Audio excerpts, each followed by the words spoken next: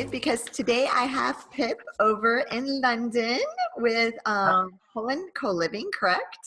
That's right, yes. Yes, and then he's going to tell us first about this beautiful artwork that he has behind him. This has got to be the best background so far. Yeah, so when we tried to sort of develop our brand, we wanted just not to have a vanilla. So we wanted to have plain backgrounds, but to inspire people by using local art, local issues. So we use recycled wood from film and TV sets, and we commissioned Nathan, who's a local street artist. And now we're putting his art in all of our houses. I love it. That's great. And then, so tell us, launch into telling us like when you started your co-living business, how many locations you guys have, all that fun stuff. Okay. So we started the research into co-living probably beginning of 2016. Launched our first building. Well, we've acquired our first building in October 2016 and launched it after a back to brick refurbishment in April 2017. We've now acquired 4 buildings, 25 rooms, and aim to grow one new building about every 3 months. Perfect. Oh, wow. You guys have a good growth plan. That's awesome. That's the aim. Yeah. Yeah. And I know that London, because talk a little bit about, to those that are watching that aren't familiar with London's real estate market, like how hard is it for somebody to rent? I mean, I know you guys definitely have some sort of housing limitation. Yeah. To put it in the economics, if a sort of a young graduate comes out of college, university, they're typically going to be on a starting salary of 25,000, maybe 30,000 pounds a year, and a typical, I don't know, 1-bedroom, 2-bedroom apartments in the areas that we operate in are maybe 300,000-400,000 pounds. Oh my so God. Sort of 10 to 12 times the salary minimum. What? So, and since the crash in the financial back in 2008, banks want, if you want to go for a mortgage, they typically want 10, 20% deposits. So you're having to sort of come up with maybe 40,000-50,000 pounds worth of cash. So it just puts that sort of purchasing up beyond an awful lot of first-time buyers now. Oh, wow. And then so obviously your solution helps with that, right? So yeah. So, well, our typical housemate is sort of 22 to 35, all professionals. We don't have students. We're trying to make our model specifically for young professionals and for singles. We don't have couples just because it affects the dynamic of the house. But that's something in the future that we want to do. We want to go for bigger premises and have maybe couples only housing. Perfect. Nope. And we're the exact same. I agree 110% with that. It would shift the dynamics. So we're the same. And it would need to be a separate house for couples.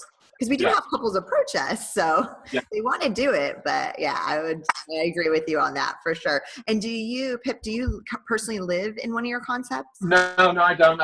I keep them all within sort of a 15-20 minute drive away from my home. So I'm hands-on. I do the management, I do the development. To give you a bit of background, I started in commercial property 25 years ago. I launched the second biggest serviced office provider to Regis back in '99. So my background is serviced offices. So we've taken the concept of that flexibility from the office and commercial real estate, together with some hotel background that I had, and I'm trying to take the best parts and bring it into residential property. Nice. And then have you been up against any challenges or any difficulties in the industry? Yeah, constructors, I guess. So to the construction teams, trying to get them to understand the concept, try not to cut corners.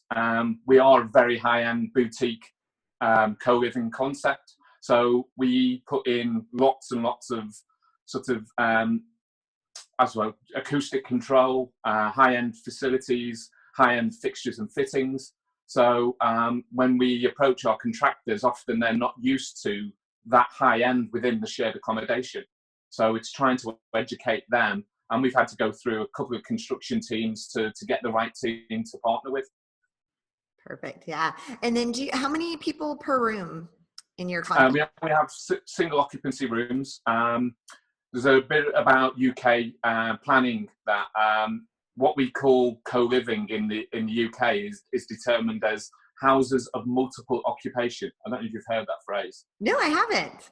Yeah, so there's legislation behind it in the UK. So they're called HMOs, and typically they were bedsits by greedy landlords trying to overpopulate small housing. So it's got a bit of a very similar to probably 20 years ago to the serviced office industry that were associated by fly-by-night type companies. So we've got a lot to sort of prove to our neighbours, to the local community, that what we're providing is actually, something that is being demanded by the millennials, if you like, because they can't get onto the property ladder like the local residents did 10, 15, 20 years ago. So we've got a bit of PR within our local community, but once they see what we've done, how our housemates sort of live and commute, and the community we build, they're very happy with what we're doing. Oh, good. No, that's interesting. I didn't know you guys had that legislation behind it. Yes. And so you're saying the workaround or what helps you guys differentiate between that? You said they have to have separate occupations, or how do you guys? No, you're limited to what you can or can't do. What we tend to do is the smaller houses, sort of up to 6 occupants, you can do without going down the formal planning route. Okay. So we can do it what we call under permitted development rights. So it allows us to build, refurbish a building and have that ready within maybe 3 to 6 months. If we want larger occupancy, then we have to go down a planning route, which could take 6 months. Interesting. Okay, got it. Nice. So we go, our first one was a 6.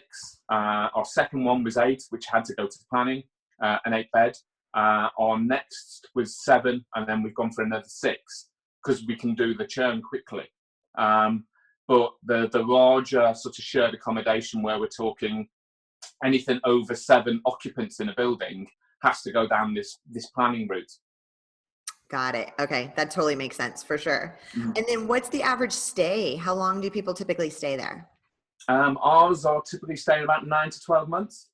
Oh, nice. Okay. Yeah. Do you have a minimum? Do they need to stay a minimum 3 months or something? Yeah, we would say 3 months minimum. However, the legislation in the UK, again, on tenancy rights, allows a tenant to be there for a minimum of 6 months. So once we get into a lease, then the tenant has the right to stay there for 6 months. So most of our tenants are there for a minimum 6 months. Okay, got it. And then do you guys host any events? Yeah, we tend to try and do that once a quarter. So once we've got the house full, first thing we do is, as we're filling with occupancy, we're introducing the housemates to one another, so trying to get them to socialise, and we have lots of communal space for that to happen. But until we pull an event together, it doesn't really gel the household.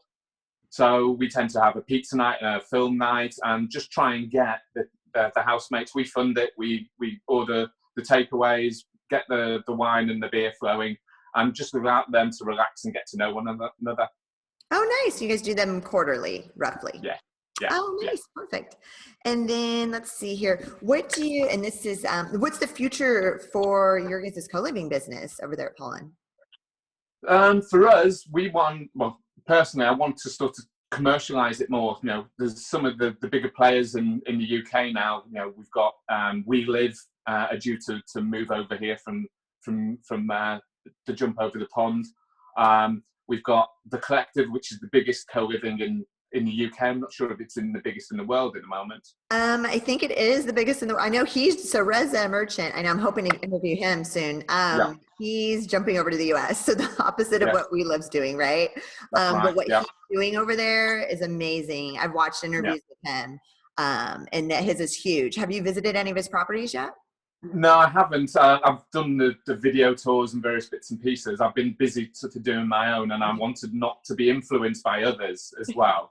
And because I've come from a commercial serviced office background, I want to use my knowledge of real estate really to make a USP and to differentiate from other providers. And so we want to stay boutique.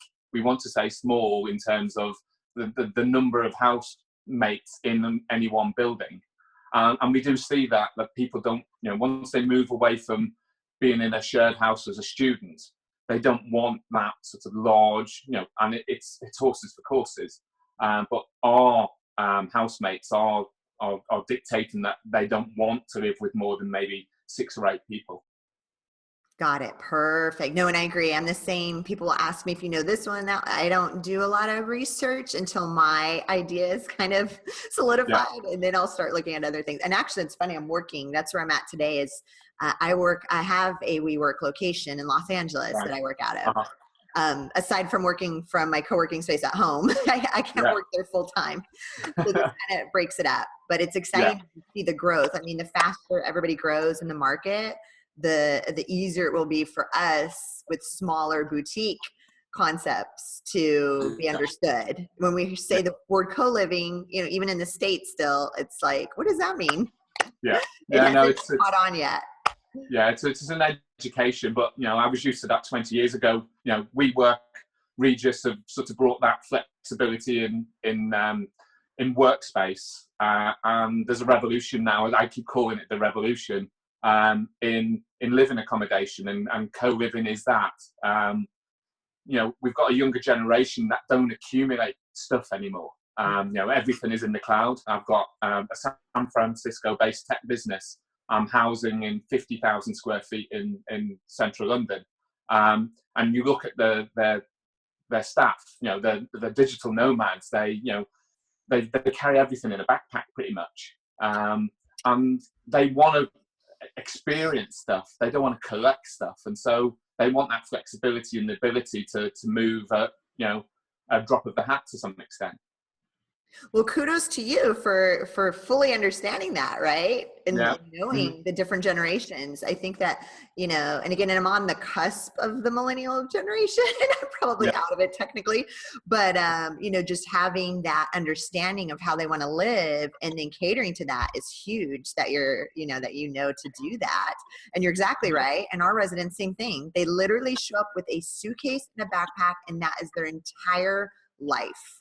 And these guys that are 28 to 31 years old, right? That's all they own. They want to experience life. They're traveling the world. They'll stay with us for a month, and then they'll jump over to Europe. And it's definitely changing. And I think it's good that we're all trying to build businesses that will cater to that, right?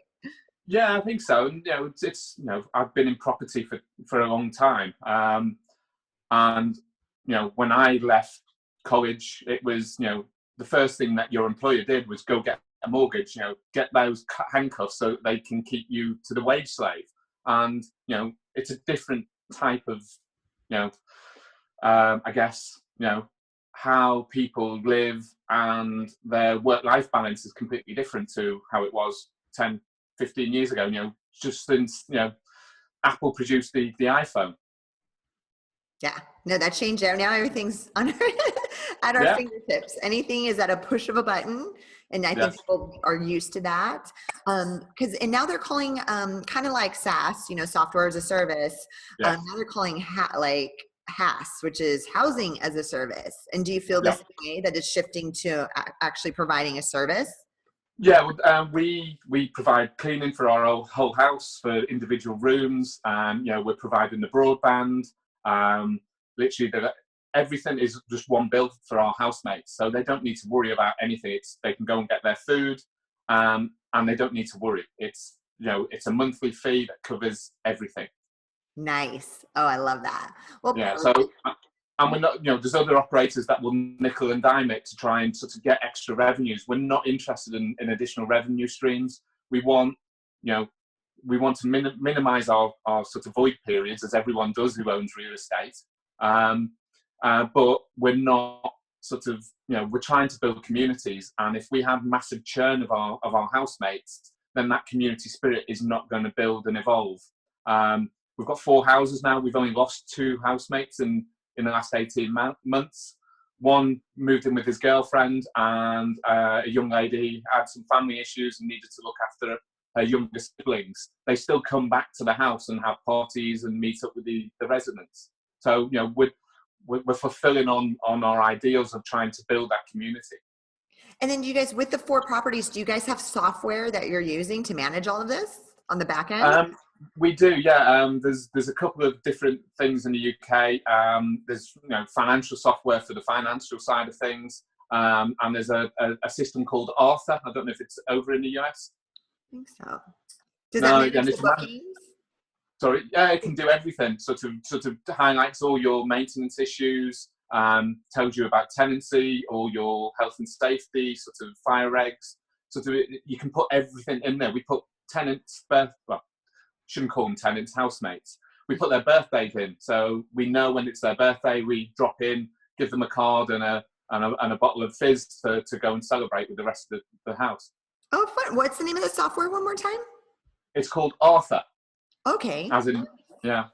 Okay. So it's and it's been developing for a while. It can be integrated to a financial package where everything can be done again on the phone and while you're out and about. So, you know, in terms of invoices, everything can be all sort of manually done while you're on the go, which is, to be honest, is a godsend for me, because as I've got 3 building projects on the go at the moment, I'm running from one building site to another, as well as some of my commercial clients in the city. So I can manage my business literally on the phone. That is great. Well, it sounds like there's exciting stuff coming up for you guys and for the industry of co-living in general. So, Pip, I appreciate your time on this interview. Thank you so much. No problem at all. Good to speak to you. Bye. Bye.